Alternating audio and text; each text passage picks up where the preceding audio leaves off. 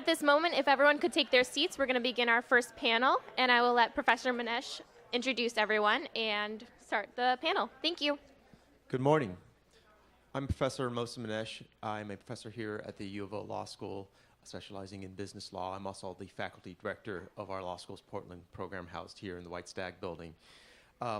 Director Benner gave us a lot to think about with her presentation earlier. Over the next hour and 15 minutes, we're going to get into some of the business perspectives on these issues. We're fortunate to have a great panel with us for this discussion. Let me take a brief moment to introduce each of them. Their full biographies are available in the program, and I encourage you to check them out.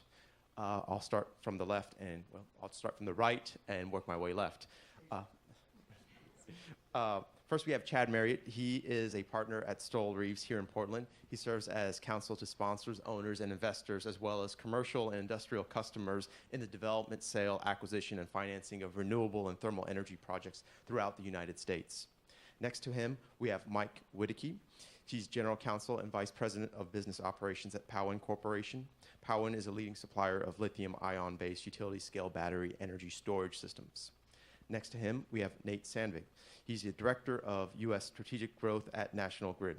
He is a seasoned renewable energy developer, currently leading large-scale renewables and utility-scale energy storage business development for National Grid in the western United States. And next to me, we have Jeanette Shaw. She is the Director of Government Relations at Forth. She currently leads Forth's advocacy efforts at both the state and federal levels. I'm going to kick off this conversation with a series of questions, but I'll be sure to save some time at the end for audience Q&A. Chad, let's start with you. Director Benner laid out a number of key factors leading to changes in the energy sector here in Oregon. She discussed the declining cost of renewable energy, the increased availability of energy storage, and the growing deployment of electric vehicles. You're a Oregon law graduate, and I'd also be remiss if I didn't mention that you actually founded this symposium 11 years ago. Upon graduation, you went to, well, maybe I shouldn't have said how long ago, but upon graduation, you went to practice in this field, and since that time, I know you've been involved in numerous projects from wind farm development to community solar to the embryonic tidal energy field with energy storage. This panel happens to feature folks who all work in various degrees in the energy storage sector. Can you help orient this conversation? Specifically, why is there a growing focus on energy storage, and how does it interact with other technologies like wind and solar? And why is it a challenge to our traditional approaches to energy? Just a few questions.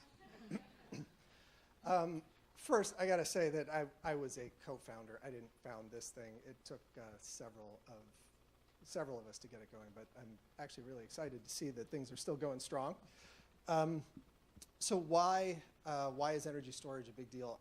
I think there's probably a couple of reasons, and I'd love to get the rest of the panel's view on it. But from my perspective, energy storage is largely being customer-driven right now. There is a major cost decline. That's one of the things that Janine Benner was talking about earlier. As costs decline, rational economic actors make decisions that maybe they wouldn't when costs were higher.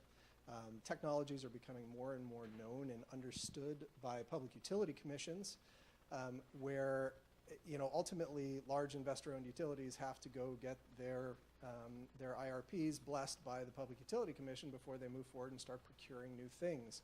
So to the extent that utilities are out there and interested in energy storage, it really helps to have utility commissions on board with what the technologies are, what the risks are, what the benefits are.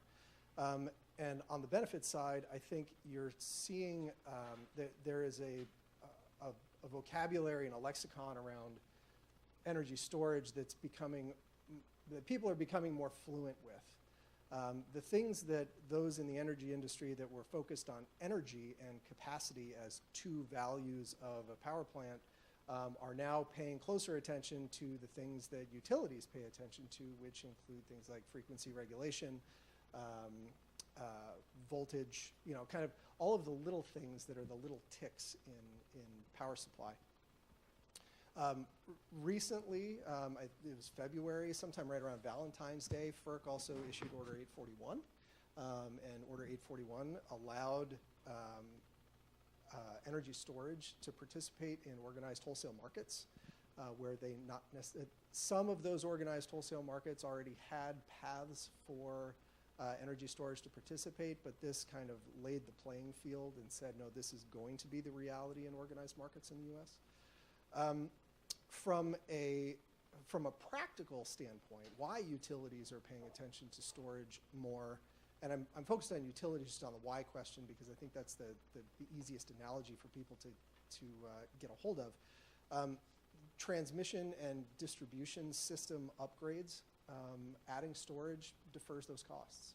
You avoid NIMBY issues. You avoid all of the land use issues with siting new transmission lines and distribution facilities, and batteries are often cheaper. And then capacity. We're going to talk a lot, and I'm sure Nate will spend some time talking about replacement of capacity and peakers. When you have an option to install energy storage in multiple places rather than building a new gas plant, if your interest in your values are in reducing carbon emissions, your choice is likely going to be to go with energy storage. So I think we'll talk a little bit about how it's going to interact with renewables, kind of, I think, on the panel. So I'll skip that one in favor of talking about it later and just talk about the challenge. I think it's still kind of newish. Energy storage it's something that more people are getting to have a better understanding of, and there is a least common denominator, at least emerging in the industry, about how projects can be designed for utilities to use, what markets it could be possible for a merchant project to actually make some money. And I think ultimately the question that utilities are starting to ask themselves, and anytime I do a panel on energy storage, the question that I ask battery manufacturers or developers or utilities is, well, what do you want to do with it? Because batteries can do lots of things. I think NREL a couple of years ago came out with a paper that said that there are 13 value streams, whether they're on the cost savings side or they're on the revenue side. So what do you want your battery to do, and why are you issuing this RFP to get new storage on your system? And as people learn how to answer that question, they're starting to be able to refine what they're looking for, and developers are starting to be able to match that. Thanks, Chad. Mike, let's turn to you. I know your company, Powin's, based in Tualatin, but you're an Oregon company with an international footprint. Can you tell us a bit about your company and what opportunities you see? Sure, thanks. So Powin Energy Corporation has been around for about 25 years. Powin originally was a contract manufacturer specializing in final product engineering and manufacturing at scale, primarily in China. About 10 years ago, we identified the renewable energy opportunity that is coming like a tidal wave, and searched the market for what technology was best suited for Powin's expertise. And that came to be battery energy storage, undefined at the time, but so much money and energy was spent researching and developing solid-state batteries for the coming EV market that we realized the cost curve of solid-state batteries was going to come down extremely fast, and that's been realized. As these technologies increase as production of these technologies increase, invariably costs are going to come down. Batteries have been no different. Lithium-ion technology is the primary battery that we use. It's solid state. We're not a flow company, but Powin defines itself as a utility scale battery energy storage company. What does that mean? Utility scale, we build big battery power plants. We have just commissioned exactly 2 weeks ago today a 40 megawatt hour project up in Canada, the largest project in Canada. That project is contracted with the IESO, the grid operator in Ontario, to provide just one of the value streams that Chad was talking about. So these projects that we're working on now are limited in scope in terms of what they're providing to the grid, but are being used at a commercial scale. They're real projects right now. They're no longer science experiments. They're real projects that are producing real value for both the grid and the consumers. What is battery energy storage? Picture either shipping containers, that's probably a lot of the pictures that you see these days, or warehouses full of stacks of server-looking things. Basically, it looks like a data farm or a server farm, but instead of us consuming data to store all of your pictures and music, we are storing energy so that you can store your pictures and music. The evolution of this industry is being driven by several things, and Powen, as a participant in that industry, has been keeping close tabs. But the first piece of this industry, or the first driver of this industry, is technology. The technology, as I said, lithium ion is not a new technology. It's in everybody's phone. It's been around for a long time. There's been billions and billions of dollars of investment in that technology. It's driving EVs. It's really changing the landscape of energy. As that investment happens, the cost of technology comes down. The applications for that technology expand exponentially. The second piece that's driving this industry is financing, finding the money to do these projects, finding the investor partners to do these projects. And financing requires something that policy drives, is general acceptance by the utilities that these projects make sense, that they will be contracted for. It's really much easier to finance something if you have a contract saying, hey, you're going to get paid X over a period of time. You can borrow against that contract. Without those contracts, without this financing, the industry isn't going to move forward. And finally, cost. We talked about that in the context of technology, but as cost comes down, Powen's technology is going to be deployed, Powen's and many other companies' technologies, Tesla, Samsung, LG Chem, is going to be deployed to meet a much broader range of applications. Right now, those applications are fairly niche. Our projects are primarily in front of the meter, contracted directly with utilities. But as Chad mentioned, as the cost comes down, there's going to be an opportunity for market-based projects where you don't have a contract with the utility. You're basically going to be buying power when it's cheap overnight. You know, BPA is producing really cheap electricity. Buy that power when it's cheap. In the morning, when everybody turns on their toasters, that electricity becomes more expensive. And so you sell it back to the grid. Managing that cost curve is a very simplistic way of looking at how these technologies are going to be adopted more broadly. The one thing I would like to touch on before passing on is this industry is brand new. We think that battery energy storage at the utility scale has really been commercially viable as an industry for the last 16 to 18 months. Aliso Canyon, some of you may remember the headlines when the Aliso Canyon natural gas methane storage facility leaked. Southern California Edison decided that that was no longer a viable option to store gas. The basin needed power, and so Southern California Edison was allowed to go out and get basically emergency capacity online. That capacity came from batteries. Powen participated in that, was basically one of the first, if not the first, commercial scale plant, along with Tesla and AES. And that kicked off this as a truly viable commercial industry in the United States. So when you talk about that wave hit, and we all hopped on our surfboards 18 months ago and are looking around saying, where next? And there's a lot of opportunities coming down the pipe, but those opportunities are being defined by policies that are encouraging this type of technology, utilities that are just after early adopters but are commercial adopters, and technology that is being able to meet all of those applications that both the policy and the utilities are requiring. we'll talk about policy toward the end of our discussion, Mike, but you talked a bit about the evolution of industry scale batteries and the resulting declining costs associated with this industry. And you started talking about what future applications of this industry might look like. Do you care to forecast or predict what future applications from this industry might look like? Sure. So where is this industry going? Batteries are very, very flexible.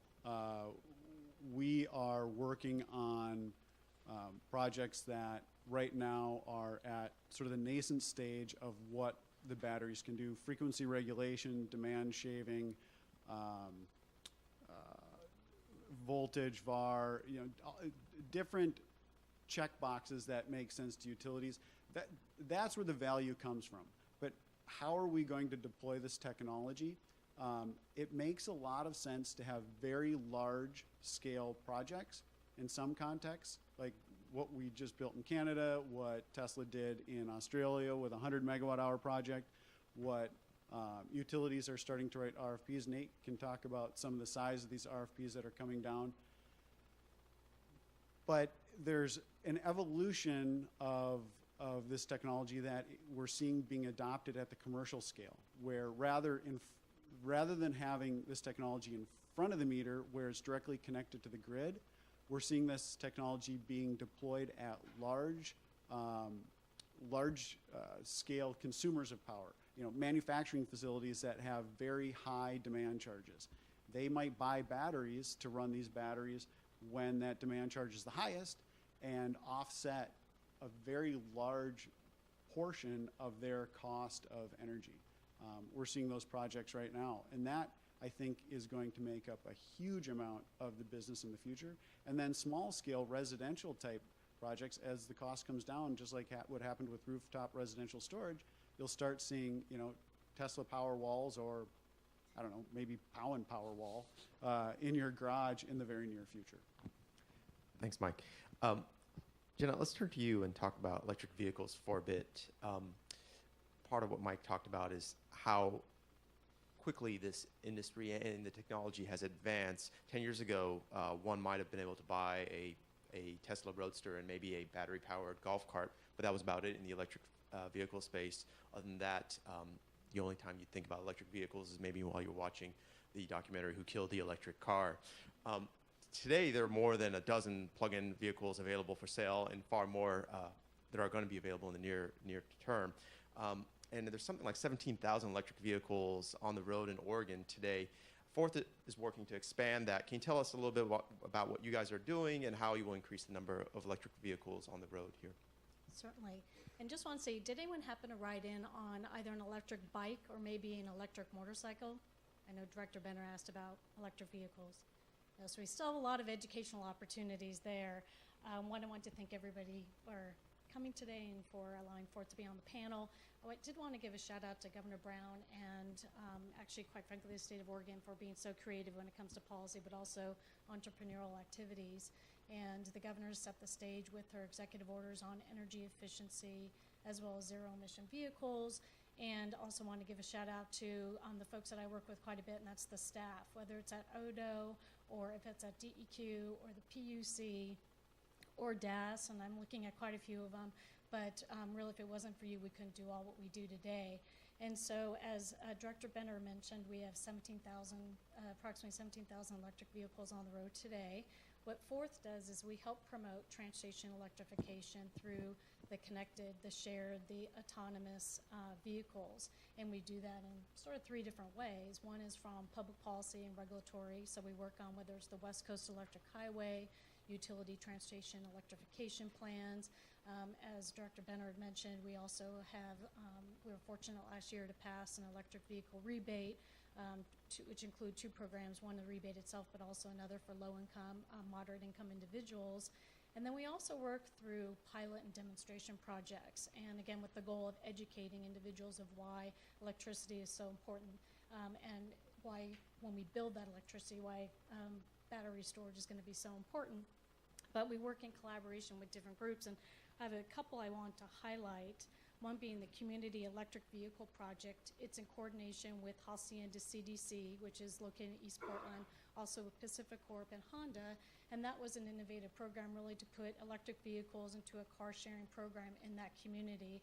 And we do, if we don't this week, we will next week have a white paper on the success of that program, but also what we found in that community. We also have been working on Community Electric Bicycle Project. So that's a program working with Community Cycling Center and also GINZI and also East Portland when individuals don't have licenses and transit does not serve them, it's not close by, what do they do? So we found that electric bicycles is also a potentially good alternative.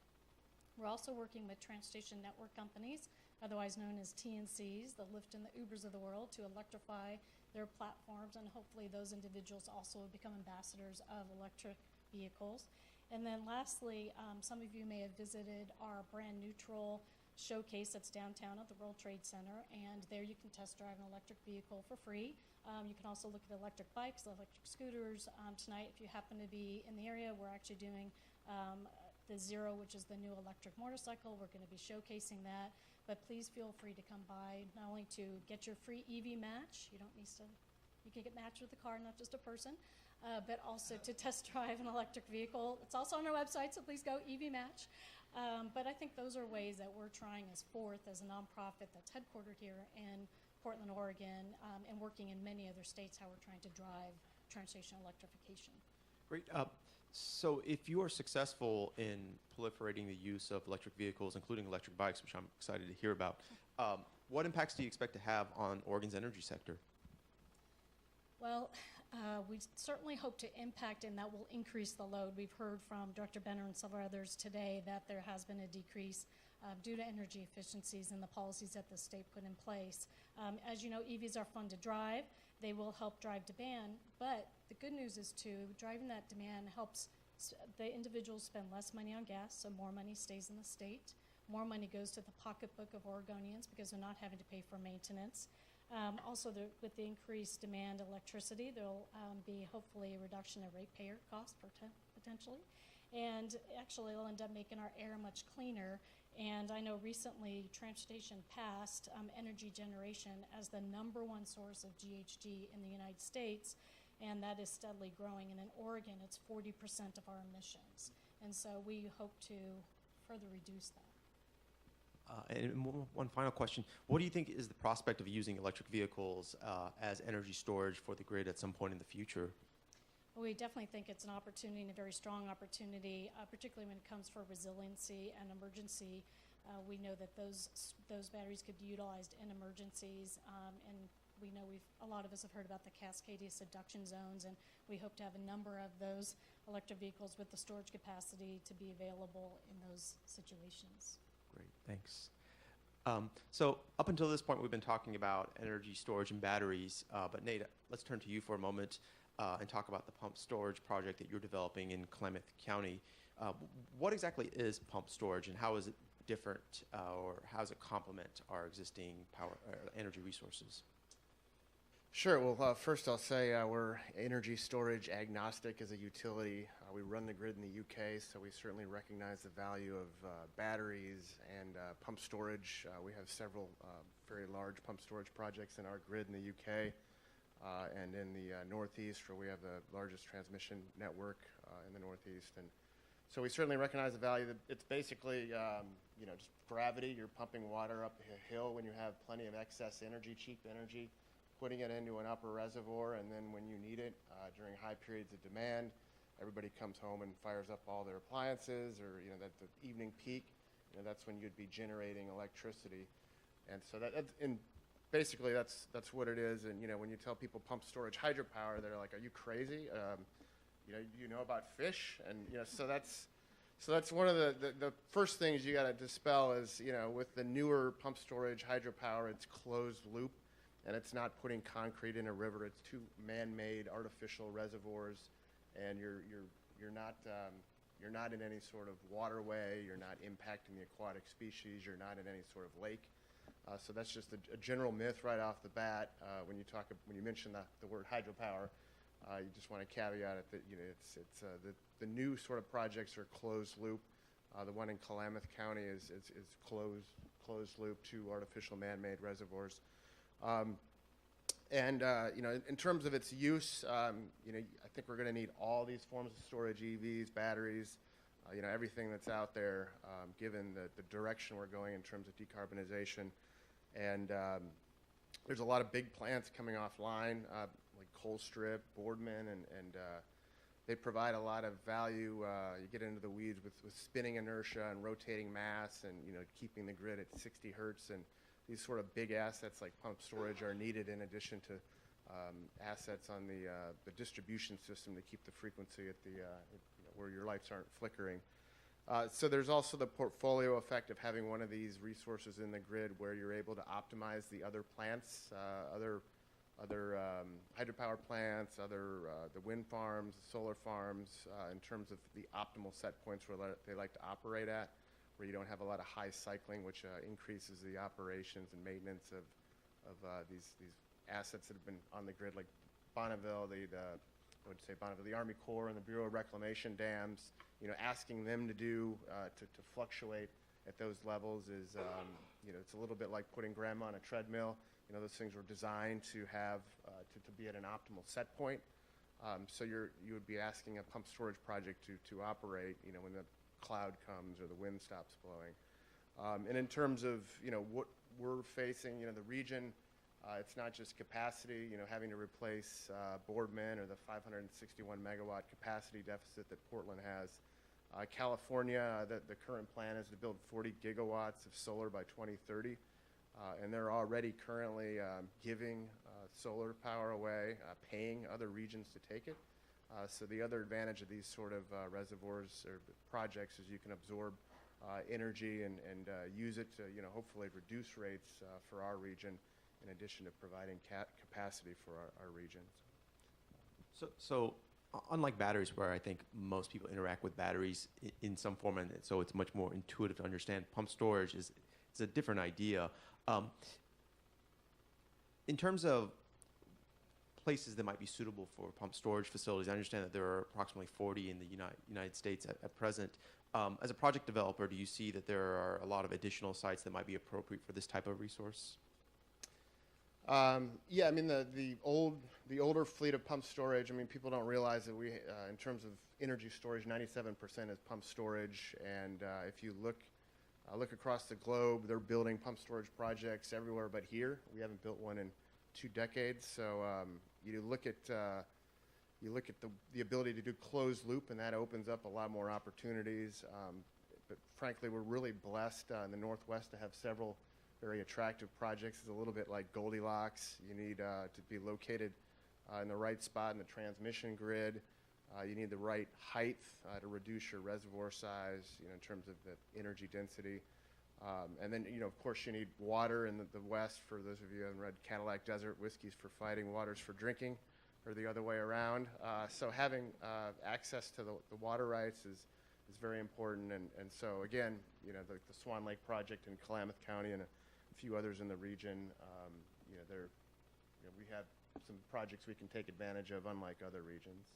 You said that there has not been one developed in 20 years in this country. The last one was in Rome, Georgia, Rocky Mountain, about a 1,000 megawatt project for Oglethorpe Power. And part of the challenge, again, is deregulation. We have the Balkans here in the Northwest, 39 balancing authorities, so it's very hard for these projects were built with a vertically integrated utility, so it's really hard. They could see the value for their system when they have all these assets, but it's challenging to aggregate all this for like Portland and Pacifica and Puget and utilities in California. Sure. And I know that with wind farms, the development of wind farms is often greeted as an enhancement to the local economy through the creation of jobs and the addition to the tax base. Do you find a similar benefit associated with your Swan Lake project? Well, it's a good analogy. I'm a recovering wind energy developer, so I always see how these things square up against a 100 megawatt wind project. But staggering in terms of jobs for our region. It would be over 3,000 jobs during a 5-year, 6-year construction cycle, in addition to all the development jobs that go into like legal for the agreements and the engineering. So yeah, over 3,000 megawatts. And then in terms of annual property tax to counties, a couple $1 million annually, in addition to a lot of other benefits that we've modeled, and it's staggering. That's great. So we've talked a bit about utility scale batteries at this point, and we've talked about pump storage as well. And I imagine that there are probably a number of strengths and weaknesses associated with each form of energy storage. For example, one might have a better value proposition than the other. Mike, Nate, and anyone else who wants to jump in here, how do you think these two types of technologies compare or contrast? Well, I'll start. I think all types of energy storage are worth exploring. As Nate said, California, and it's not unique to California, but producers of renewable energy often are paying people to take their power. So rather than paying people, finding a way to store that energy locally and use it at times when the demand outstrips supply is extremely important. One of the unique things about batteries and applications that make a lot of sense is the deployability. Batteries can be deployed very quickly at diverse scales. Anything from sub-megawatt to 100 megawatt can be done very quickly. These are modular type projects. We just deployed a project in 5 weeks from order to delivering on site 6 megawatt hours. That can't be done with really any other generation or storage technology. The Aliso Canyon, I'll go back to that.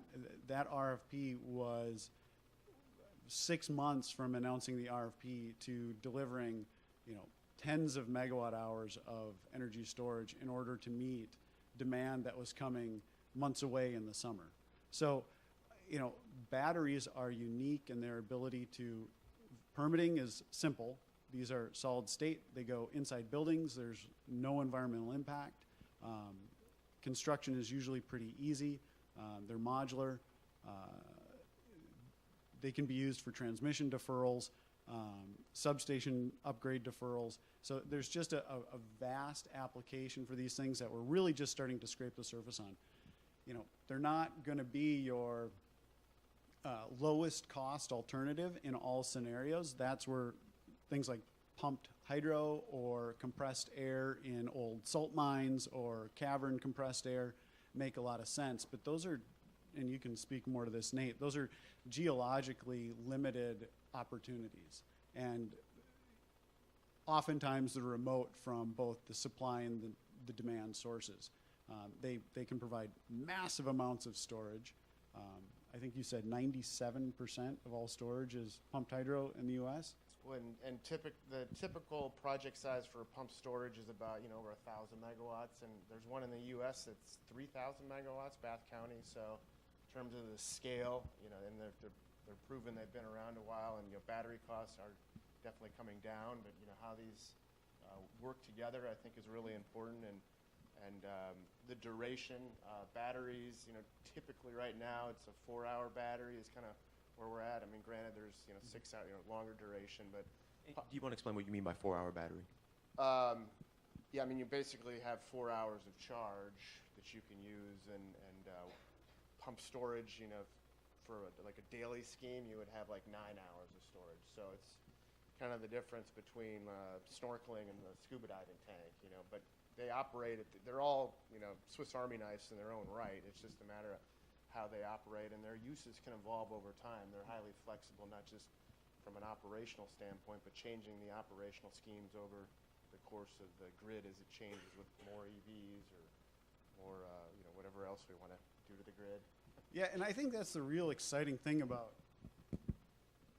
where we are right now in the evolution of the grid. I mean, if you think about how we looked at delivery of electricity just 5 years ago, from big coal plants that are remote, gas turbines that were supplementing some of those coal plants, but massive sources of single source generation that is then being transported over long distances.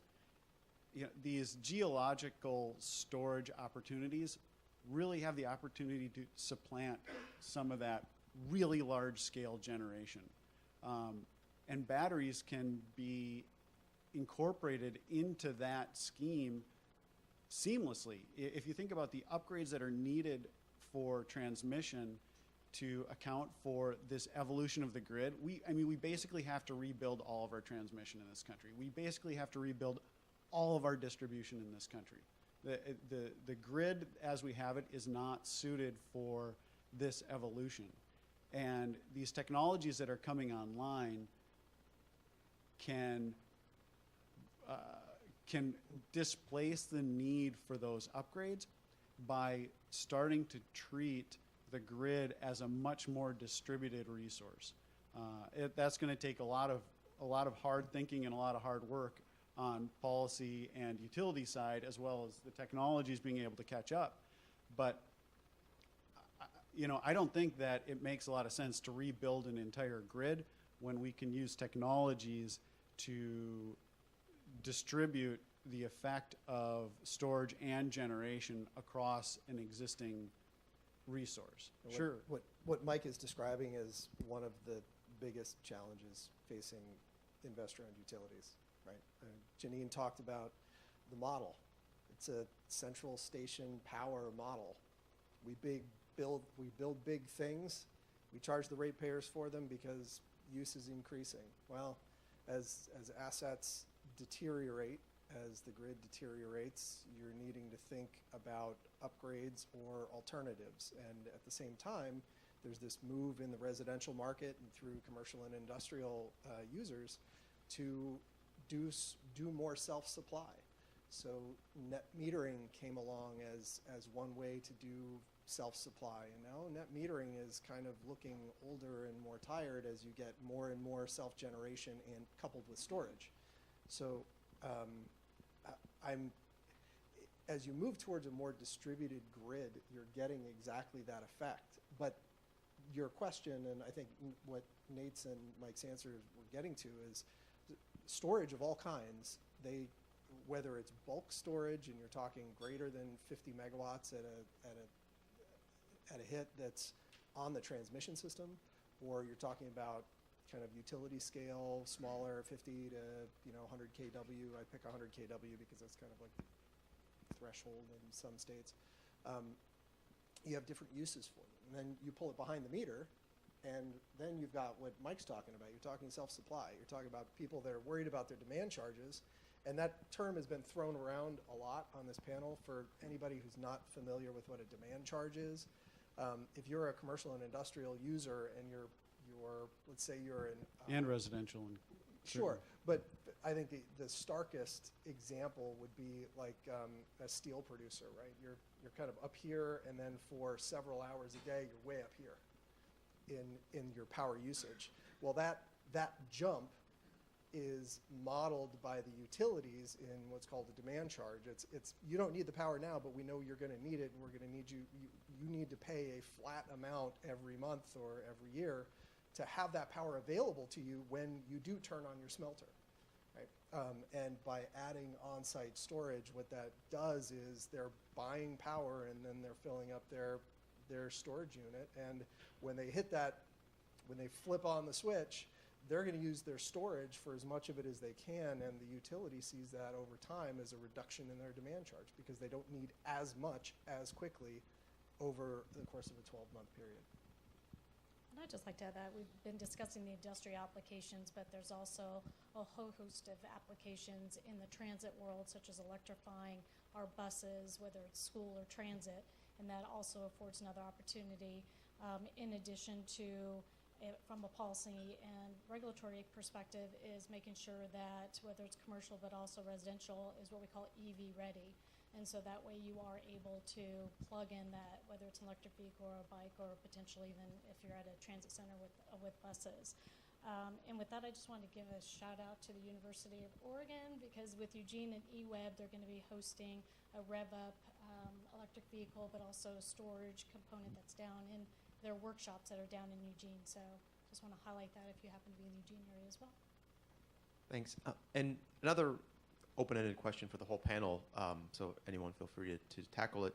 So we've been talking about a lot of interesting and developing technologies that will potentially revolutionize how we use energy and how we get around.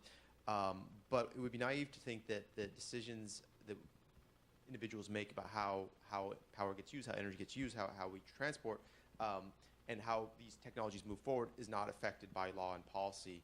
And so the question that I have for the panel is, what policies do you think could potentially make or break the advancements in this sector?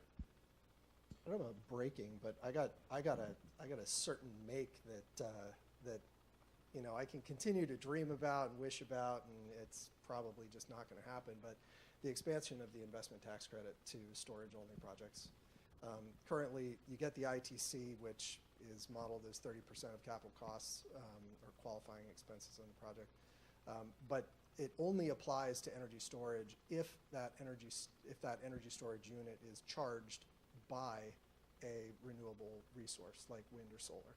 So for any distantly, remotely sited battery storage projects, you don't get the kick of tax credits. And that's, if what it comes down to is financing and money, who's going to pay for these things and how many are they going to buy?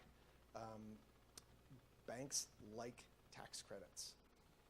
And Yeah, I was going to say, we've done some modeling on our projects, and you don't need a tax credit necessarily. I mean, it certainly helps. I mean, but just looking in terms of the cost effectiveness of the cheap. I mean, there's plenty of energy on the grid. It's just a matter of when you can grab it and when the grid needs it. And I would probably, I mean, you touched on it a little bit, but securing long-term contracts or contracts that help with financing. Is really, particularly for larger projects and even smaller battery projects in California that we're looking at, is you need some procurement mechanism to go out and build this. And it's nice to have the mandate, but I think just these projects need to stand on their own, and having long-term contracts and having favorable, as a preferred resource, having favorable treatment in an integrated resource planning process. Like they do in California with going to 50% renewables, you're going to need a lot more storage, particularly if you plan on retiring a significant amount of the gas fleet in California, which they're planning on doing and they're already doing with Puente and the Elwood peaker plant, and they're looking at replacing that with front-of-the-meter storage, behind-the-meter storage, energy efficiency, renewables, everything but a gas plant. And that seems to be the general direction across the West Coast. And what are we going to meet that with? And I think FERC's explicit mandate to organize markets, to develop mechanisms for incorporating energy storage into the wholesale markets, they were there, but now you're going to have a much more uniform, the process will take a couple of years. It's not, FERC didn't say go do it and then they have to have it done by the end of the year. It's going to take a while to get the tariffs revised. But I think when they are revised, there's going to be a much better understanding of how each of the markets works. And when companies like Powin or National Grid or other developers are out there looking at, how does storage work in the PJM interconnection, right? It'll be a lot easier to figure out. I think from a real high level, it's so important to price carbon and greenhouse gas. I mean, I don't think it can be understated how important it is to start pricing externalities. We are doing the best we can with reducing the cost of these technologies to expand the applications. And I mean, a shout out to the energy sector. The energy sector is doing an incredible job at this. We are a net decreaser in the amount of greenhouse gases that are being produced in this country. Most other industries are not.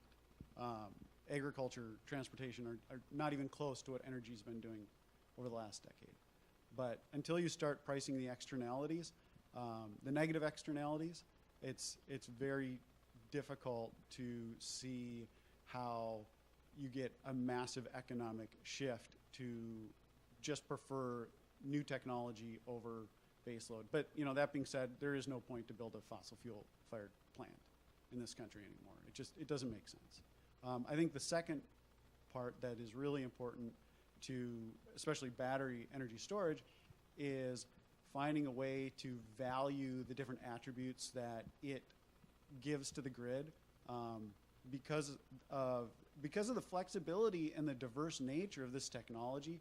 We haven't yet figured out how does a utility rate base all of these values that they're giving to their customers?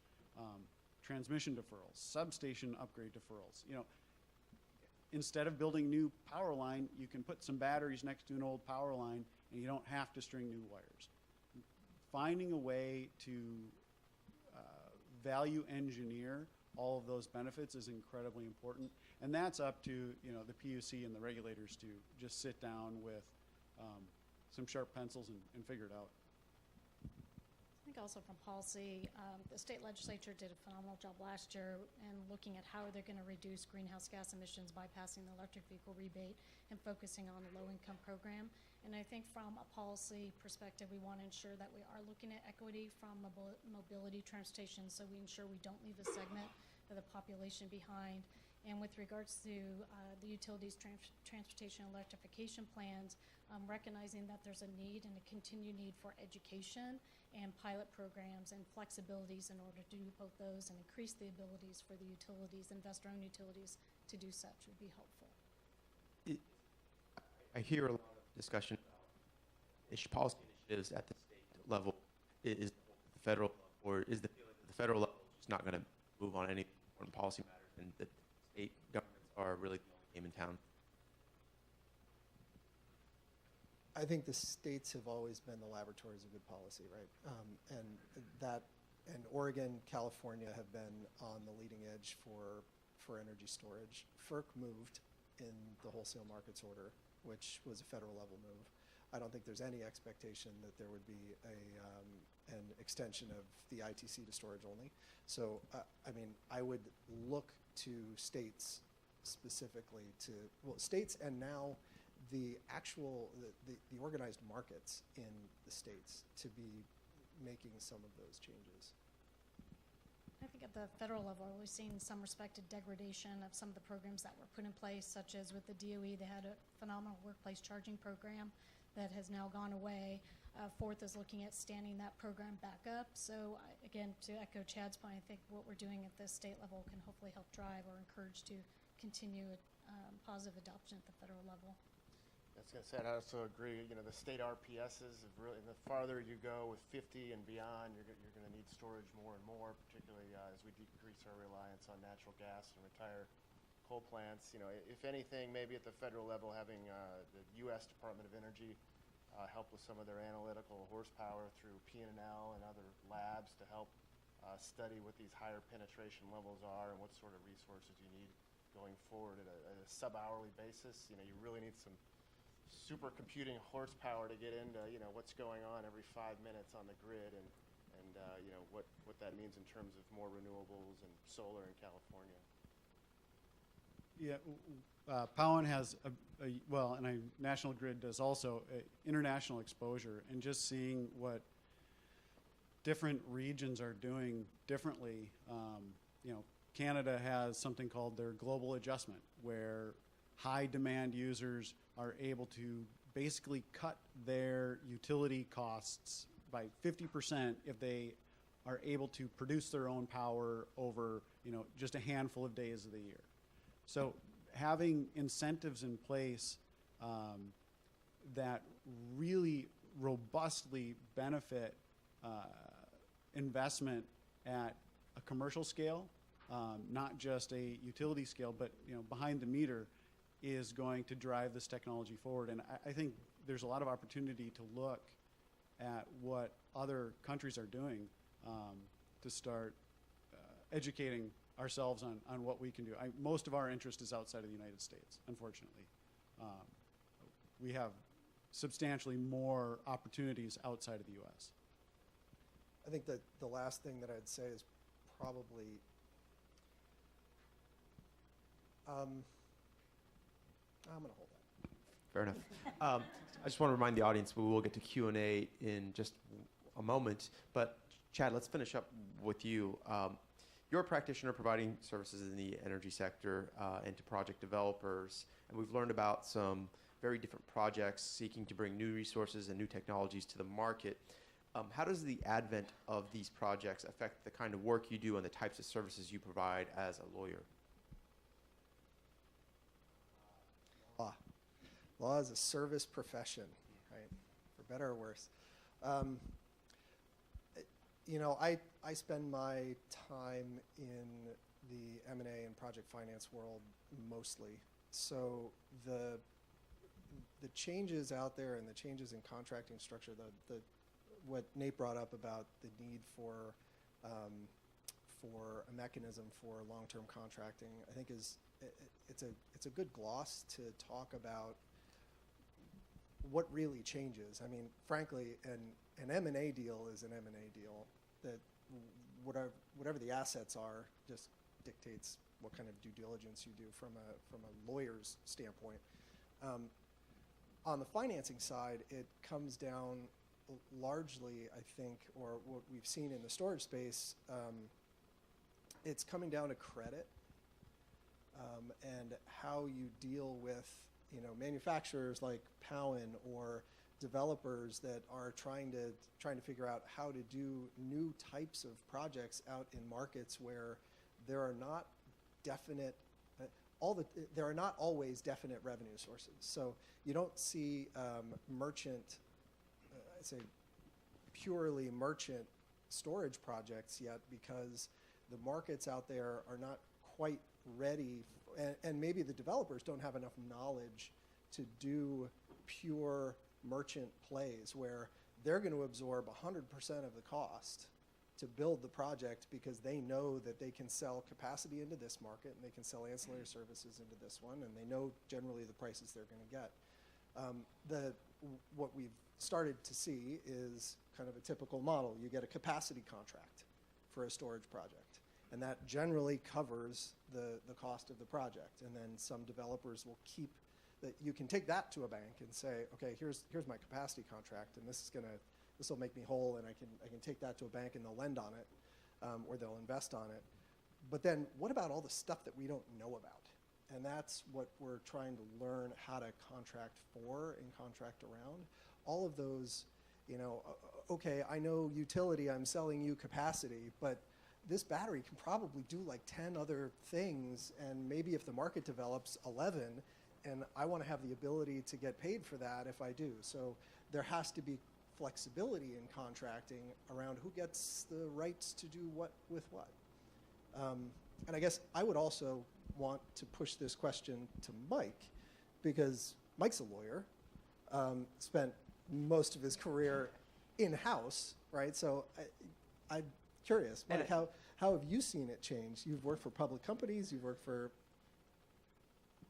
And I was thinking along the same lines, and I would add to that question, as an in-house lawyer, you probably have the opportunity to work with outside counsel, and for the law students in the room, what does it take to get your business? What do you like in an outside counsel? How do you become a successful lawyer to a company like yours? Yeah, so we'll start with Chad's direct first. I don't really see this industry as renewable or green or, you know, this is energy. Like, we are the future of energy. You can call it what you want. The contracts are more complicated than, you know, going and getting an oil and gas lease. But they're certainly not more complicated than building a multi-100 megawatt hour peaker plant or base load generation.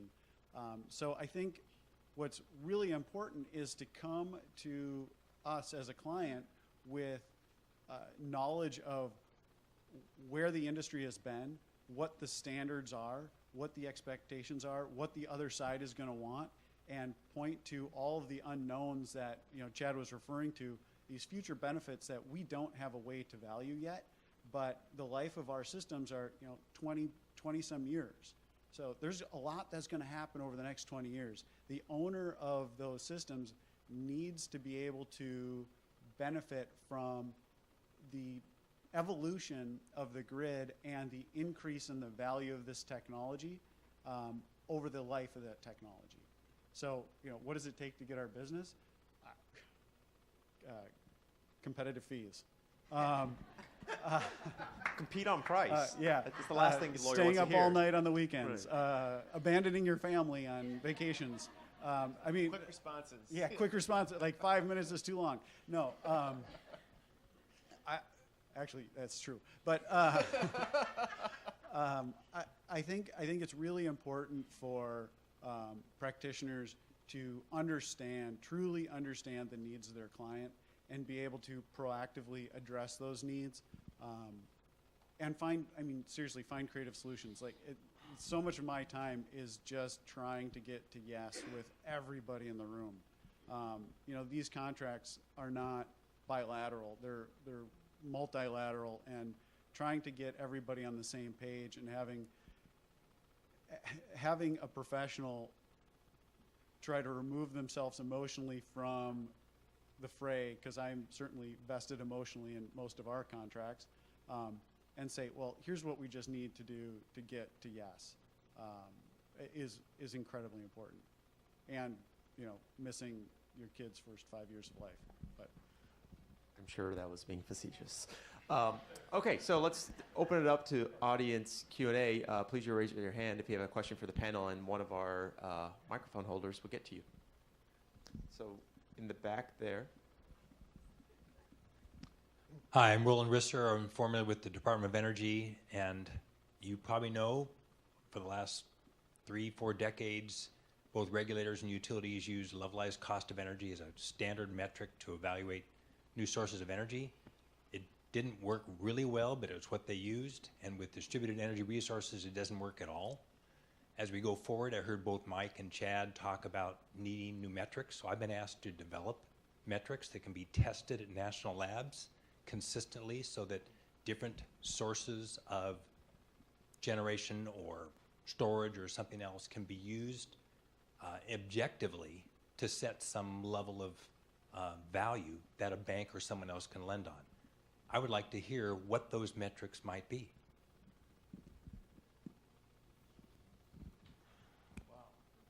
Well, I'll start.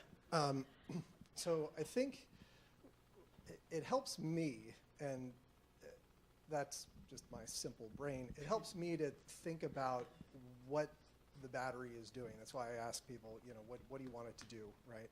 Because there are cost savings and there are revenue generating sources. And those two things both have value, but they're very different. And if you slice it in half and say, okay, maybe it's a revenue generator, well, who is it a revenue generator for? We talked about bulk storage, utility storage, and behind-the-meter storage.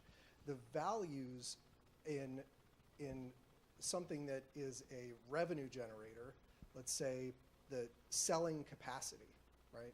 You can sell capacity. That is one thing that you can sell out of a battery, but that's not something that a behind-the-meter generator is necessarily most concerned with. So I think as you're thinking about modeling values, it helps to figure out what the values are, what the application is that you're trying to create a value or trying to create a metric for the value for. So I say capacity doesn't really work for behind-the-meter commercial and industrial customers, because what they're most concerned about is their demand charge, at least right now. As a developer that owns a utility scale battery storage project, they would sell capacity, and they may also be interested in selling other ancillary services, whether it be VAR support or frequency regulation or whatever it happens to be, and that is going to be dictated by the market you're in. So you can't, sadly, the Pacific Northwest doesn't have an organized market for selling these services into. So finding the values and what the matrix looks like to determine values for each is going to be is RTO to ISO. And I think that's where I would start, or at least that's how I start thinking about it. Yes, it's not an easy one. I mean, you got to do your modeling, production cost modeling, figure out tease out all the value, ancillary service, everything that you're getting from the asset, who benefits from it. And it's very challenging. There's no capacity market here. It's very difficult with no ISO, no market. There's no products around these like Cal ISO or PJM. And so, maybe that's part of the recommendation is, we need some sort of organized market for these values, both on the distribution side and for larger resources and EVs and all these things we're plugging in and things that are generating electricity. That's a big question. And there is no short answer because I think we have to start with the vocabulary. What are we even talking about? What are all the benefits that these different technologies can provide? And then, as Chad said, identifying who the recipients of the benefit are. But I mean, the first step is just creating a menu of what is everything that these resources can provide. I mean, I heard a speech where someone was talking about their battery storage installation can provide simultaneously 17 different benefits to the grid. How do you price 17 things at the same time? People can't. We're talking artificial intelligence and blockchain, and we don't care where electrons come from, and we don't really care where they go, but we move them, we regulate that flow, and if you can identify 17 different ways to move that flow at the same time, we're talking, that's hard. I would also submit that the application, when compared with the geography, matters too, because I think one of the things that Mike was alluding to, but maybe didn't talk directly about, is the growth of microgrids, right, as a future market, and the integration of storage into microgrids is what will make microgrids happen. I say that as an entree to, I don't know how closely people monitor the news, but did anybody hear what happened? It was either yesterday or Wednesday in Puerto Rico. So this is one of those, literally, a tree fell in the woods, and it hit a power line going over a ridge and knocked out power to 480,000 people. One power line, one tree. And what they were doing was actually tree clearing in the right of way, right? So I would say that when you're thinking about what are values of energy storage, I think geography matters, because Hawaii and Puerto Rico are very different than playing in an organized market in the lower 48, for example. Well, there's even examples in the U.S., like the Santa Barbara area, with mudslides and fires, and that's the whole one of the large reasons they want to do some batteries and distribute it. Just figuring out what some solutions are besides a gas plant and a transmission line. Really, unfortunately, bad answer to your question. Well, let's see if we can do better with the next one. In the back. Oh, well, we got a mic there. Why don't we go ahead? Great. Thank you. Didn't mean to jump ahead, but couldn't help but notice that all of the energy projects discussed on the panel today, Aliso Canyon and energy storage in Ontario and Swan Lake, are all related to the Western Climate Initiative. Obviously, Aliso Canyon and the Ontario project are in jurisdictions that are now either currently currently trading carbon allowances or are planning to.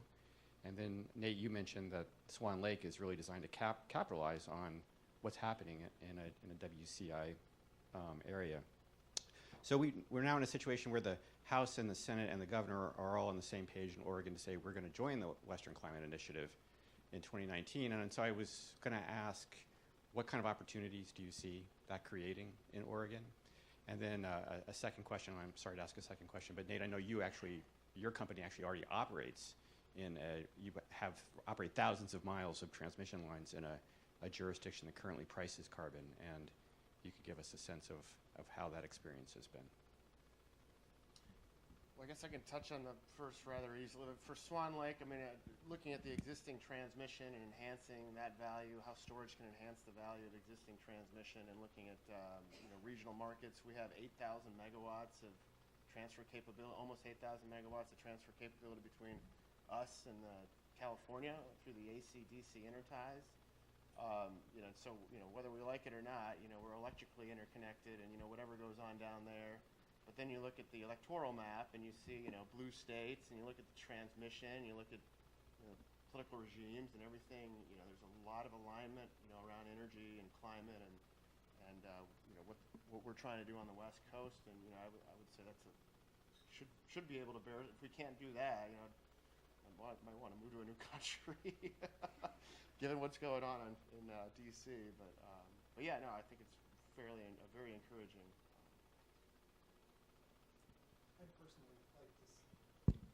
I'd like to see come out of that, and I can't say that it would, but I'd like to see an increase in the transfer capacity from the Northwest to California into CAISO. I think the increase or the growth of the EIM with CAISO and the Western interconnection, I think is it makes it ripe for adding some capacity, some southbound capacity. And if that happens, then that would spur further development in Oregon, and it would make the Swan Lake project in the ideal location for a pump storage project.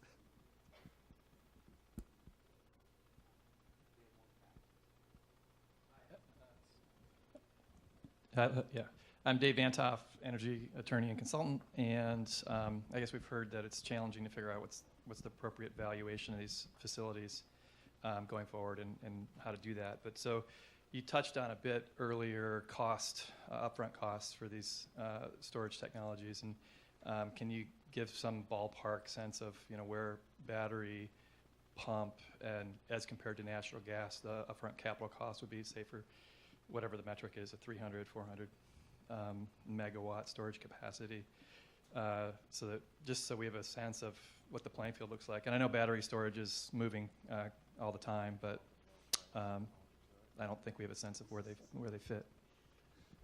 Well, I can start, and then we're actually talking to Powen about some things. So This is a funny interaction right here, actually.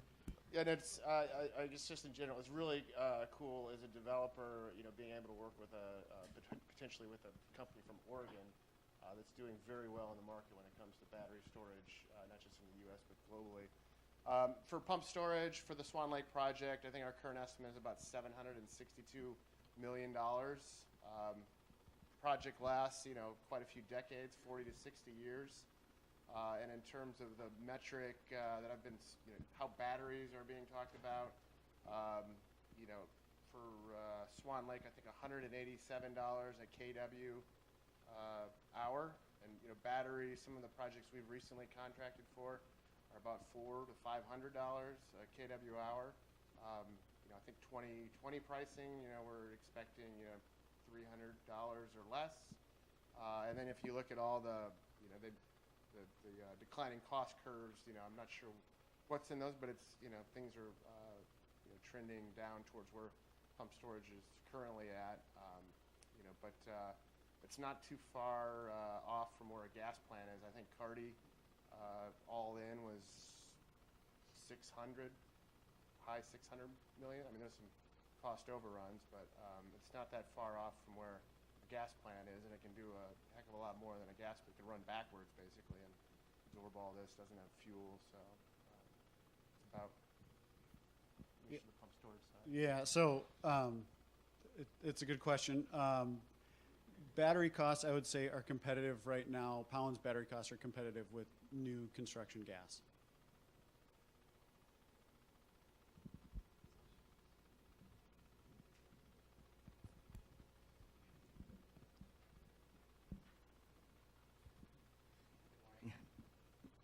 Henry Tillman.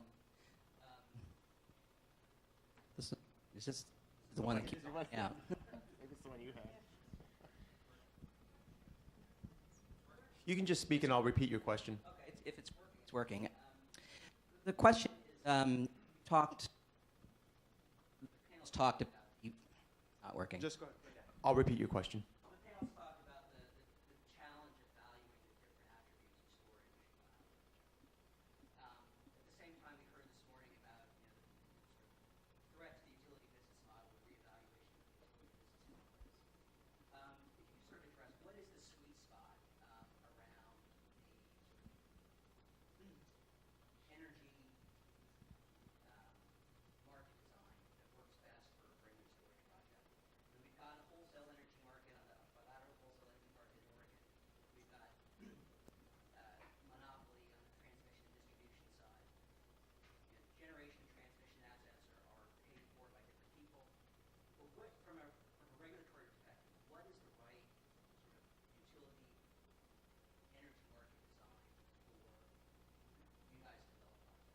So the question was, from a regulatory perspective, what is the right design for a energy storage project?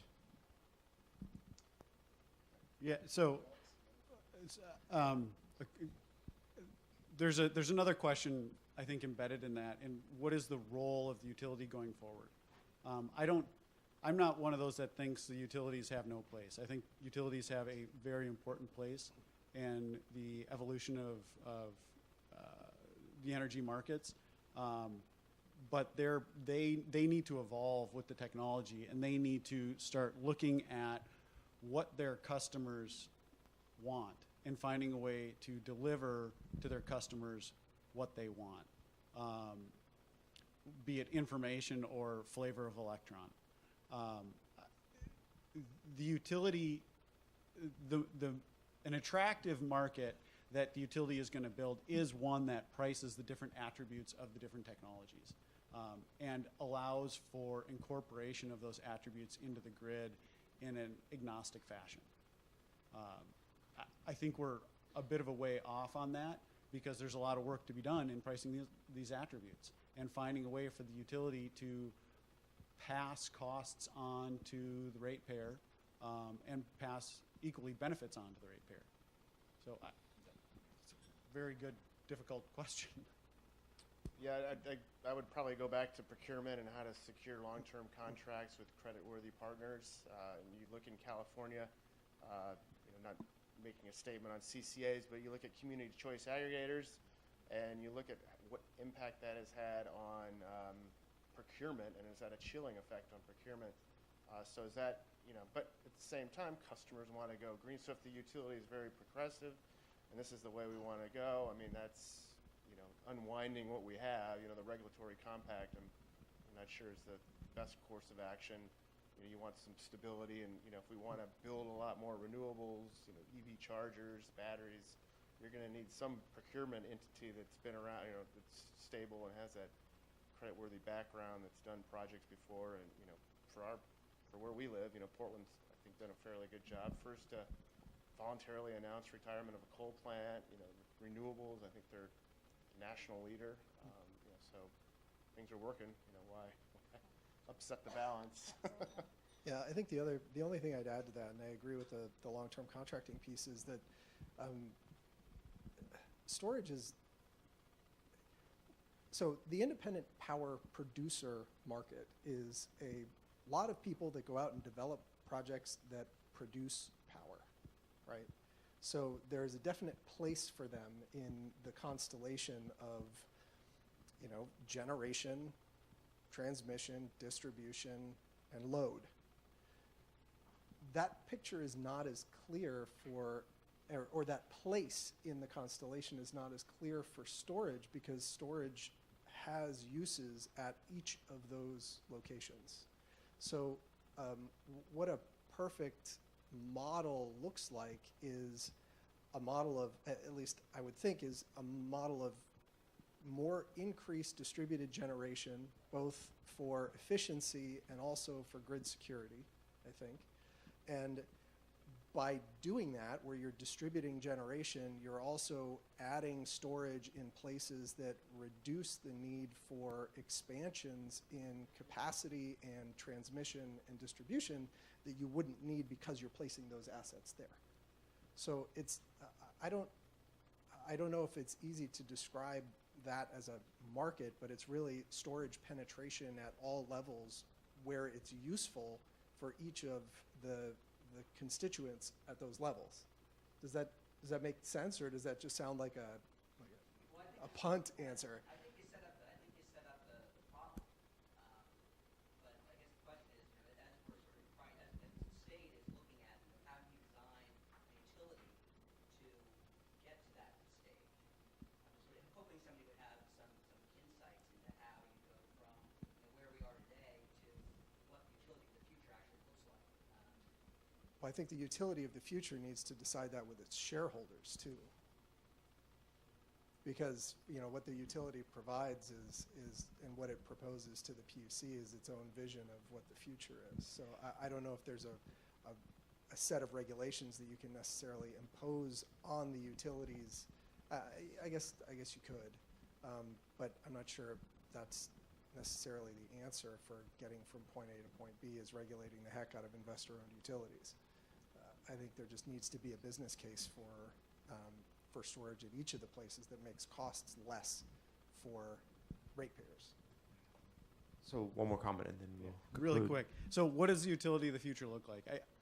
It's a great question. I think the utility of the future becomes, and I'm going out on a bit of a limb here, I think the utility of the future becomes somewhat of an exchange, where the utility is able to pass information and electrons not just from its generation to its customers, but from its customers to other customers.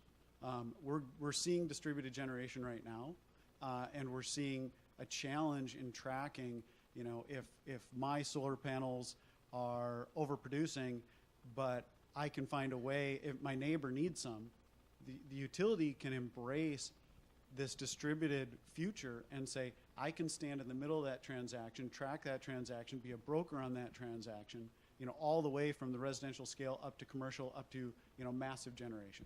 I think the utility needs to evolve substantially along with the technology and enable the technology by being not impediment to it, but by being the broker of information and electrons. One last comment. Yeah, what does the future of the utility look like is something that a whole host of people are talking about currently, but it's also at the roadmap on June 19th and 20th. Commissioner Lisa Hardy is going to be leading discussion, so that may be an opportunity to see what, from a commissioner standpoint, what that looks like. Thank you. Well, I want to thank our panel for a real great discussion. Let's give a round of applause.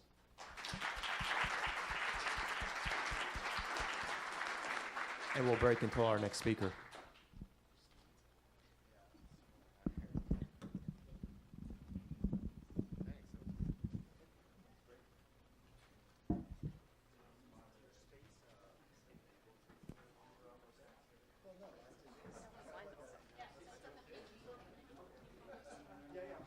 How do you get to it? Is it on now? Oh, you need to do it. No, she's not doing it, so She's what? she's not doing a side anymore. She's not? No, she decided. Dawson just asked her, Okay. and she said that she will no longer. Hi.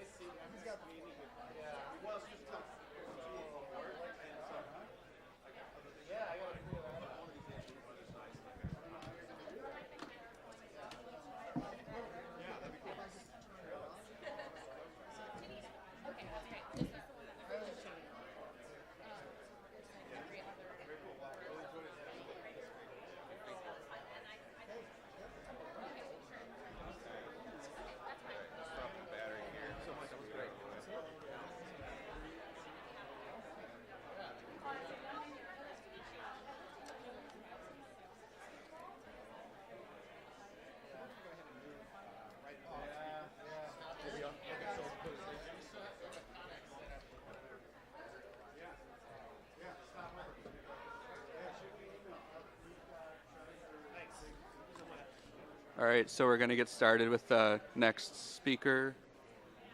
Check 1, 2. What? Mine's sitting on the table. I don't have. Yeah, you're fine.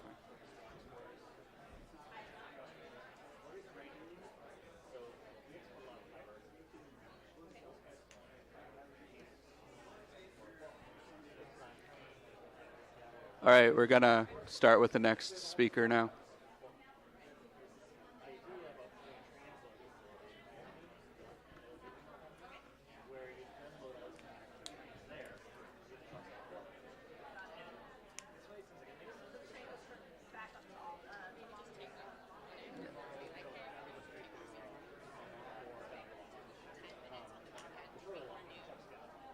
Yeah.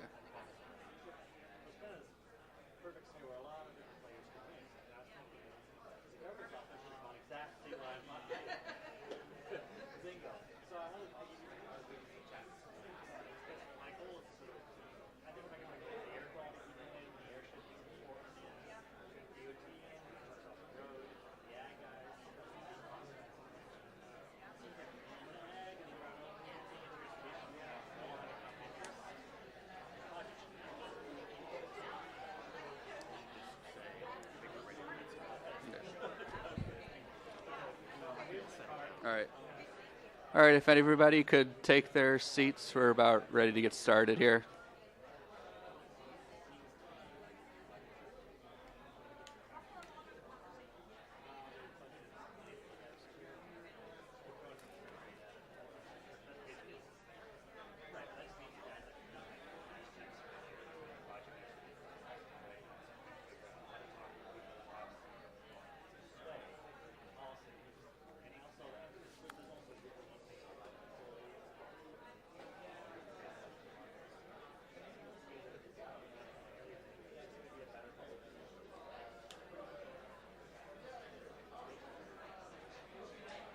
Hello, we're going to go ahead and get started with the next speaker. If everyone could please take a seat.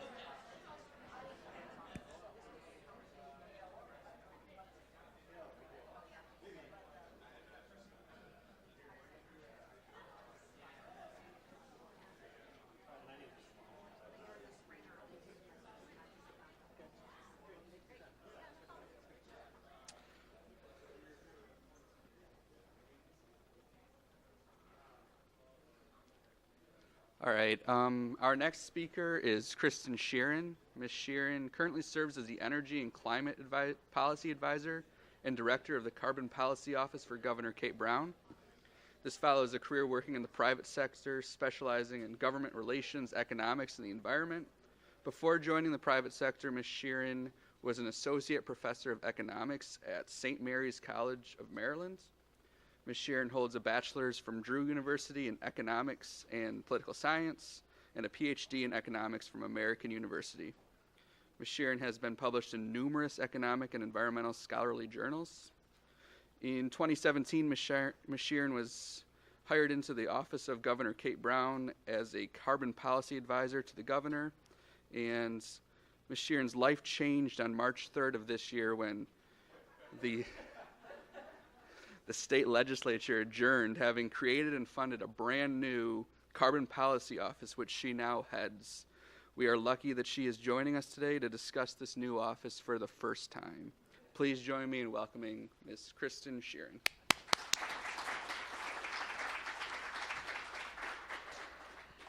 Thank you. I had no idea I had a life-changing experience a few weeks ago. I must have been so tired after the legislative session, I didn't even know it. In all seriousness, though, it doesn't feel like a life-changing experience because I've been working on these issues for a long time. And in that capacity, what I can say is that it's a particularly exciting time in Oregon, in the Northwest, to be having these conversations around carbon policy. Looking around the room, I know there are a lot of folks who have been involved in these discussions and these debates, and sometimes these battles for a long, long time in Oregon. We've been talking about statewide carbon policy framework, a cap and trade program. Sometimes people have talked about a carbon tax going back over 10 years, and I'm seeing some head shake because some people remember that well. But it's really over the last few years in particular that there's really been a tremendous amount of forward energy and momentum building in the state to really take those next steps on statewide carbon policy, culminating last session with two legislative proposals that would have created a cap and invest system for achieving our state greenhouse gas reduction goals.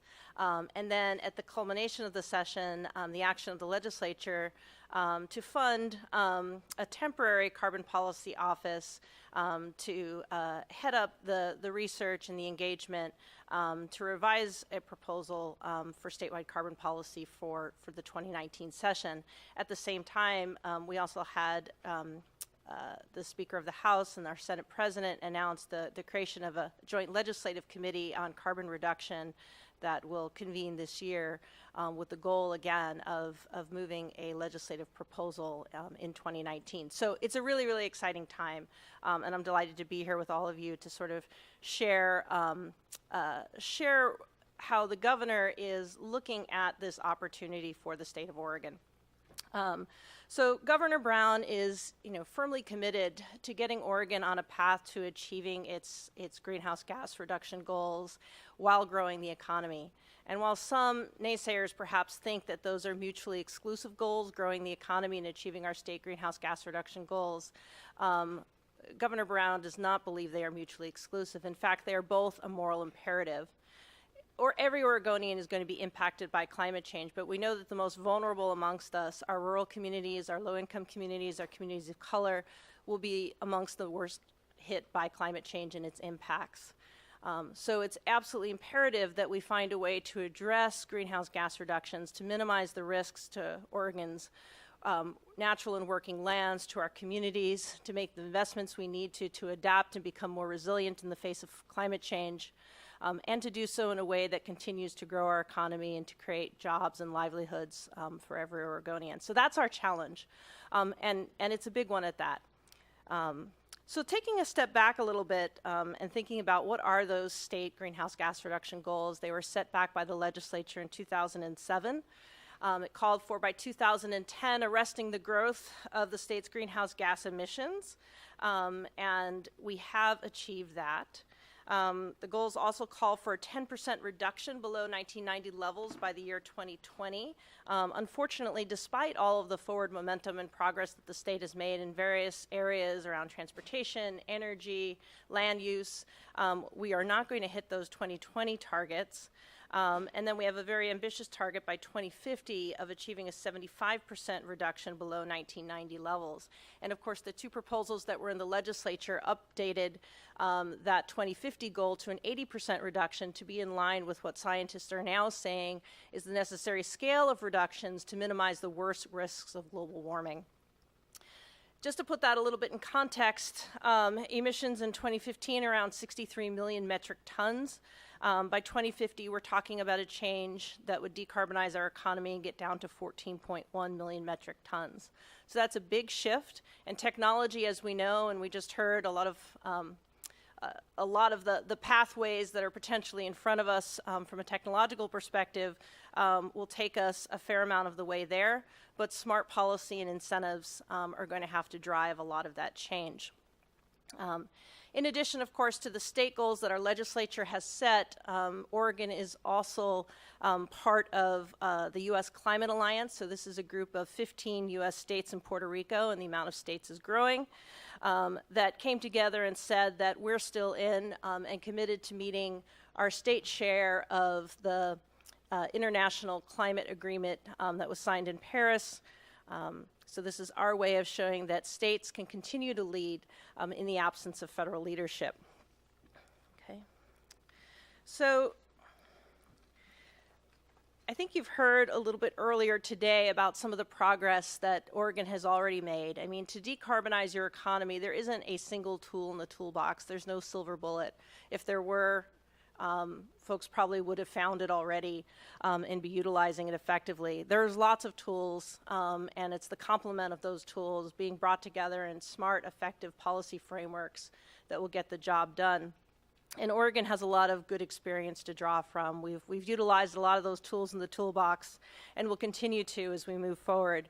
On the energy front, you've heard that, we're doing, we have a clear pathway to getting coal out of our energy mix here in Oregon.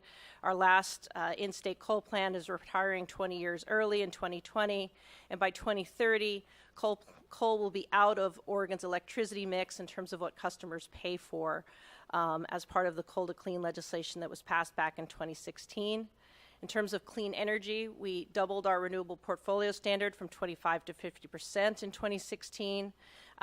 We have a community solar program that'll be coming online with the first projects hopefully operational. Let me look at some folks, end of 2018, 2019. Soon, a community solar program. And of course, Governor Brown signed an ambitious executive order relating to building energy efficiency to reduce the amount of emissions associated with our built environment. And given the building boom that surrounds us here in Oregon, that was a particularly timely thing to do. So under the new executive order, new state-owned buildings will be carbon neutral by 2022. New residential buildings should be zero energy ready by 2023. And all new buildings should be built to be solar ready. On the transportation front, we've also made good progress, but this is frankly where we have the most work to be done. Transportation is the single largest source of emissions. I think you've heard that already this morning and are probably already aware. It's difficult to make changes in the transportation sector often because you have so many diffuse actors whose behavior we would have to change, individual drivers. So technology can help us, obviously. And as we begin to electrify our transportation sector, that will take us a large part of the way toward the changes we need to reduce emissions in the transportation sector. What has Oregon done already to try to begin to effectuate these changes in our transportation emissions trajectory? Well, we have our Clean Fuels program, which will achieve a 10% reduction in the carbon intensity of transportation fuels over 10 years. In 2017, the state legislature passed a $5 billion transportation package, which will modernize our transportation infrastructure. Included in that, of course, was the EV rebate, $2,500, that will help facilitate the transition to electric vehicles. And then Governor Brown also signed an executive order last fall outlining the state's zero-emission vehicle strategy, setting an ambitious goal of 50,000 electric vehicles on the road by 2020, and we're roughly about 16,000 today. So that's a big change, but we're confident that we can make it happen. But with all that, however, we are still unfortunately not on track to meeting our state greenhouse gas reduction goals, and so more needs to be done. And what we need is a backstop measure that can assure that we're going to meet those goals in a timely fashion, reliably, and with certainty. And it's that certainty that businesses and industry, of course, in our state crave and need. So what Governor Brown is looking for is a framework that it can achieve those goals while growing the economy. And there are certain principles we'll be looking at as we explore different policy vehicles and building on the work of the last legislative session to bring a cap and invest proposal to the legislature in 2019. We want to make sure that what we do is actually putting us on track to those goals and delivering reductions with certainty. We want to do so with a flexible market-based framework that can provide choice and harness market flexibility. It's important that whatever we do as a state, it be rooted in principles of equity, and it must benefit all Oregonians, but particularly those who, like we talked about before, are on the front lines of climate change and who will be disproportionately impacted by pollution and the changes that are coming with the changing climate. We want to invest in resilient communities. We want to make sure we're protecting vulnerable Oregonians. Especially low-income families, communities of color, and those living in rural areas of the state that have not recovered as well during this recent period of economic growth. And as we're growing new jobs in clean energy, in the green economy, we need to make sure that those are family wage jobs, that we're supporting local businesses, and that we're protecting the industries and the jobs that we already have and that are already providing livelihoods across the state. Oregon, as you know, is rich in farm and forest land. We need to recognize the value of Oregon's working in natural landscapes as part of our heritage and find new and innovative ways to drive investment to those communities, to those landscapes, to incentivize carbon sequestration and storage. We know we can do more there. And as Governor Brown looks at how we build this framework for the state, it's important that we not only look inward in terms of designing something that will work well for Oregon, but also look outward to see how what our actions do can complement and leverage the actions of neighboring states and other jurisdictions around the world. We want to learn from others, take those best practices. We want to tailor them to meet Oregon's needs, but also make sure that we are working in a coordinated fashion. This is important for our businesses and our industries who, move goods and services and electricity across our borders and who compete in a global marketplace. And lastly, everything we do, we want to make sure that we're being transparent and accountable in program design and implementation. So if these are the principles, we know from examples looking around the world at more than 100 jurisdictions at the national and subnational level who have priced carbon, who have implemented carbon markets, that you can adhere to these principles, that you can grow your economy while addressing carbon pollution. And that's why we're confident that with the right people sitting at the table over the next few months, that, and the commitment of the legislature and the commitment of the executive branch to getting this done, we'll find solutions that work for Oregon and put us on track to achieving our state greenhouse gas reduction goals. So it's an exciting time. I think it'll be life-changing for all of us. Just kidding. I do think it will be game-changing for Oregon. You know, despite some setbacks at the federal level, the reality is that, you know, we are going to be living, and our industries and businesses are going to be competing in a carbon-constrained world. The economies that transition earliest and fastest will be positioned to grow and flourish in that new carbon-constrained reality.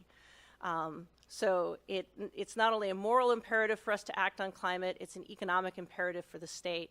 And this is the right time for Oregon to start taking those next steps. So thank you, and I'll take your questions.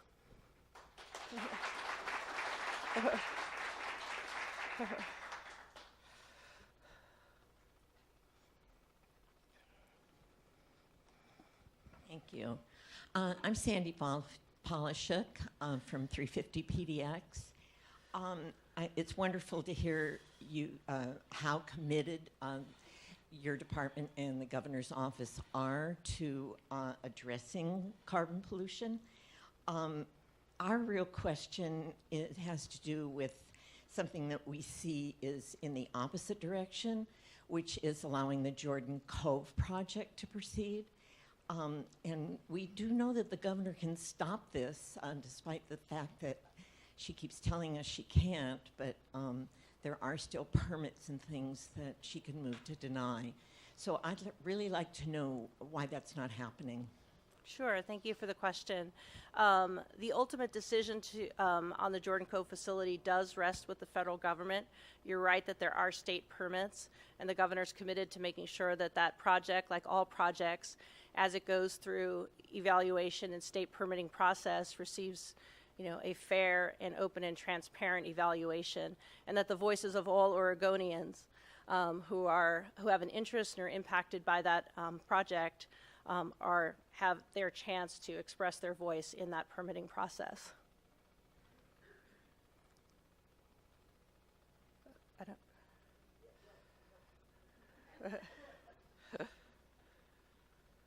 I was just wondering, given that your life has changed and you do have this, and you do have a budget, what can you tell us about what you'll be doing with Sure. with the Carbon Policy Office and the money that the legislature has provided for you? Sure. So we'll be working very, very closely with the Joint Legislative Committee that's being formed on carbon reduction. The members of that committee have not been announced yet, but I'm told that that will be coming in short order.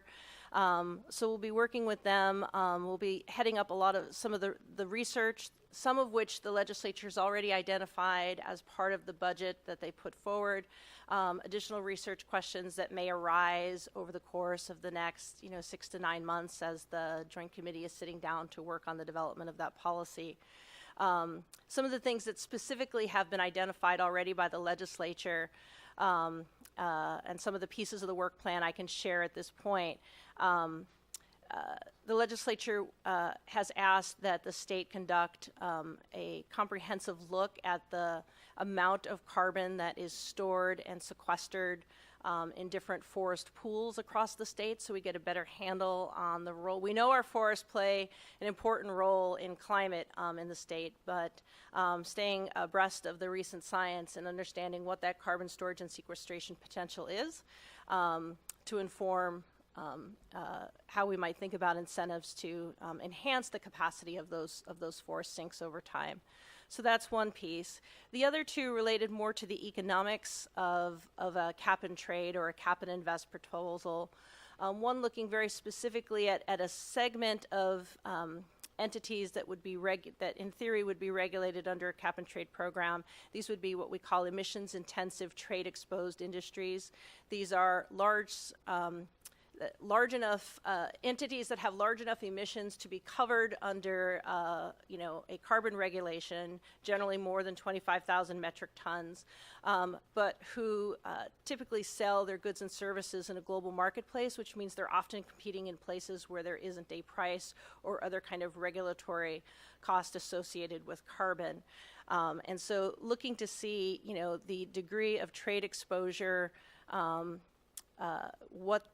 and how those industries have been treated by other jurisdictions and states that have implemented either a carbon market or carbon pricing program or some other kind of statewide regulatory regime to ensure that we position those industries for success under a carbon market here in Oregon.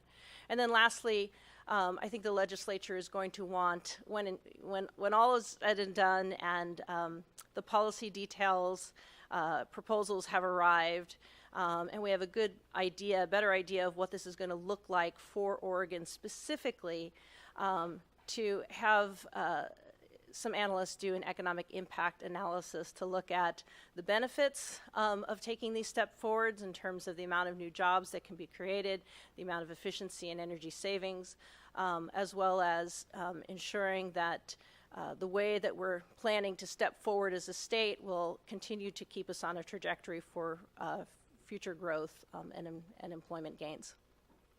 So those are the three things that have been identified specifically, but our goal is to be responsive to the legislature as additional questions arise over the course of the next year.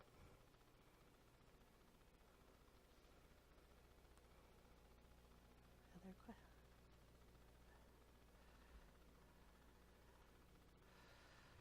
Hi, my name is Tim Lynch. I work in the Office of Sustainability at Multnomah County. I appreciate you being here. I'm curious with the conversation today, what kind of appetite there is to consider any kind of PUC or regulatory reform as part of the carbon discussions, or is that really seen as a separate issue to be considered down the road? I mean, obviously, all of these issues are connected when you're talking about strategies for decarbonizing the economy. We need to look at all of our sectors and the regulatory apparatus that accompanies that. I think at this point, the state, we're focused. Our office in particular is focused on the basic design of a carbon market or a statewide carbon policy framework. As I think you'll hear about later today, there are initiatives in front of the Public Utility Commission that are shedding light on what's the utility model of the future and what does that imply for our Public Utility Commission and its mission and mandate.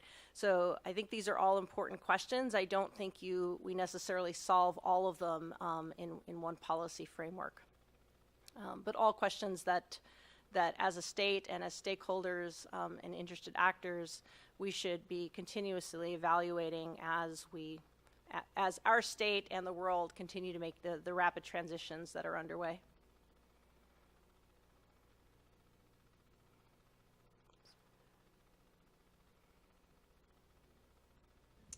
Thank you. Diane Hinkles, an attorney, and also I represent small business utility advocates in proceedings. I was interested in learning the governor's a big proponent of small business and minority and women-owned businesses and veteran, et cetera, COVID.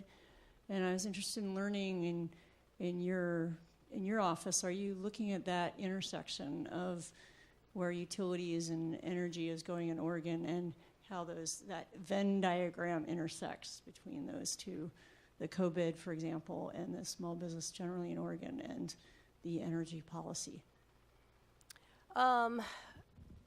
With energy policy, not as directly. I mean, this is a limited term office that was created looking specifically at, advancing a carbon proposal for 2019.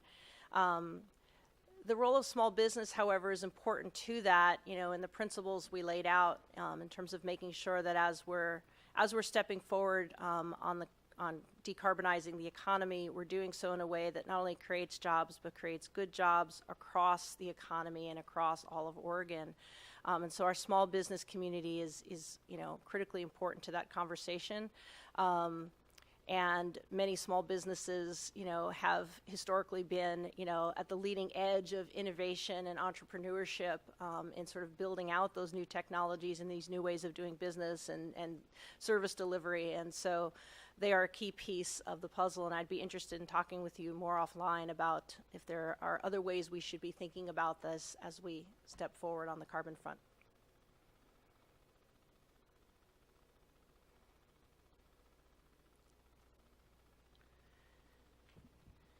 Hi, Jana Gaston with the Oregon Environmental Council. Kristen, you talked a lot about, economic development opportunities, the direct environmental benefit of reducing emissions. And I'm wondering if you could talk a little bit about sort of the types of projects that could arise from this type of policy and some of the co-benefits that could be created, both from maybe having a cap in place, so that kind of direct market incentive, but also some of the potential kind of reinvestment opportunities as well, and what that could look like for different parts of Oregon. Sure. So if we take a look at the policy that had been proposed last session, the cap and invest proposal, it was envisioned that the state in that case would be auctioning a certain amount of allowances, and the proceeds from those allowances could be reinvested in ways that would further the goals of the program around greenhouse gas reduction as well as climate resilience and adaptation. In our transportation sector, that could improve, looking at improvements within the roadway as dollars in our transportation sector would be constitutionally restricted. That could minimize greenhouse gas reductions, reduce vehicle miles traveled, make some investments in electricity infrastructure.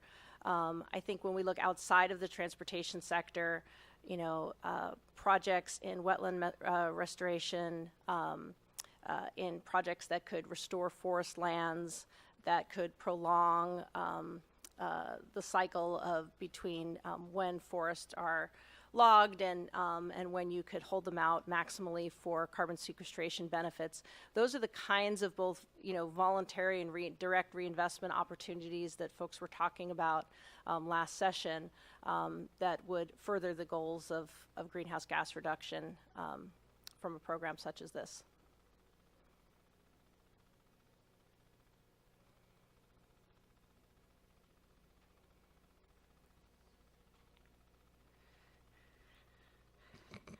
Thank you, Michael Dembro, State Senator.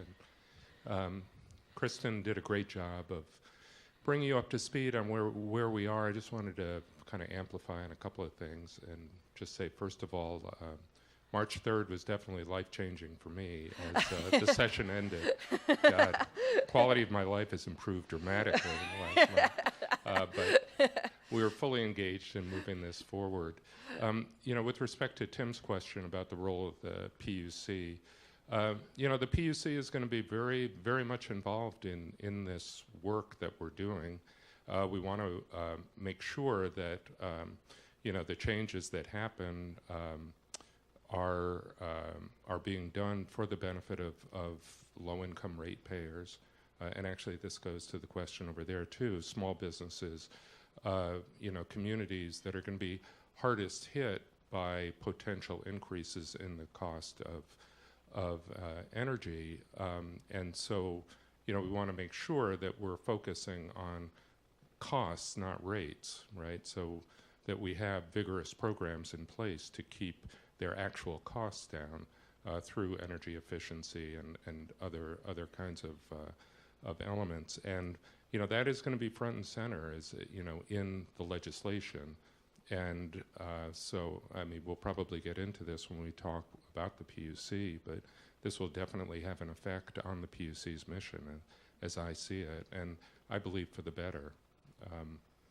In terms of the kinds of investments that Kristen mentioned in the more rural parts of the state, that is something that we really became more and more sensitive to and aware of through the development of this legislation, is just how important this program can be for rural Oregon, because we all know that that's a part of this state that's hurting economically relative to the more urban areas. But those are areas that really can be transformed, whether you're talking about alternative energy generation, or if you're talking about changing agricultural and forestry practices in a way that could actually create jobs in a very sustainable way. That there are just some real positive benefits there. And one of the things that we have to do over the next year is really convince Oregonians of that reality. I mean, I think that, my prediction is that we are going to pass Cap and Invest in 2019. I think we'll have the votes to do it. But I personally would like to see it be passed in a bipartisan way, because people from both parties understand that this is good for this state. And then once we do it, and we're hoping in a year from now Washington will be joining us. They may actually get there ahead of us through the ballot. We'll see. But we will have carbon pricing all up and down the West Coast. And I can tell you that our colleagues around the country are looking to us to see what's going to happen. Is there a state other than California that can move forward on this? A normal state, right? So anyway, thank you. Thank you, Senator. And thank you to our speaker also, Kristen Sheeran. Thank you, everyone.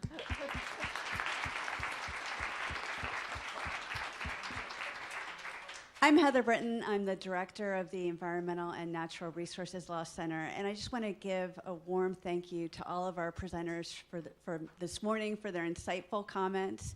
And now it's time for us to break for lunch. There's some food out in the common area.